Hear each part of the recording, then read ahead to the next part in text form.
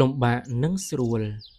នៅក្នុងភូមិមួយមានដើមលម៉ើពីរដើមដុះក្បែរគ្នាអ្នកស្រុកនៅទីនោះចូលចិត្តទៅបេះផ្លែរបស់វាមកទទួលទានខ្លាំងណាស់ប៉ុន្តែមានឆ្នាំមួយនោះមានតែដើមលម៉ើមួយដើមប៉ុណ្ណោះដែលចេញផ្កាចេញផ្លែឲ្យអ្នកស្រុកទទួលទានរីឯដើមមួយទៀតគ្មានផ្កាផ្លែអ្វីសោះនៅពេលដែលដើមលម៉ើមួយដើមនោះទុំអ្នកស្រុកក៏នាំគ្នាទៅបេះវាយកមកទទួលទានដូចសពដងខ្លះក្តិចខ្លះឡើងជាន់មែកខ្លះយកទំពក់ខ្លះយកឈើឬដុំថ្មគប់ខ្លះកាច់មែកទម្លាក់មកដីទម្លាក់ទាល់តែអស់ផ្លែនោះដើមលម៉ើក៏ត្រូវខ្ទេចខ្ទាំលំបាកវេទនាជាខ្លាំងស្ទើរស្លាប់ស្ទើររស់ពេលឃើញដូច្នេះដើមលម៉ើដែលគ្មានផ្លែផ្កានោះបានពោលថាអោមិត្តដ៏កំសត់ហើយឯងមិនគួរចេញផ្កាផ្លែឲ្យមនុស្សដូច្នេះសោះឃើញទេឯងត្រូវរងរបួសក្រំគ្រាពេញទាំងខ្លួនឯងមើលមកខ្ញុំនេះណែមិនបាច់ចេញផ្លែផ្កាអ្វីទាំងដើមទាំងមែកទាំងស្លឹកនៅតែខៀវខ្ចីដដែល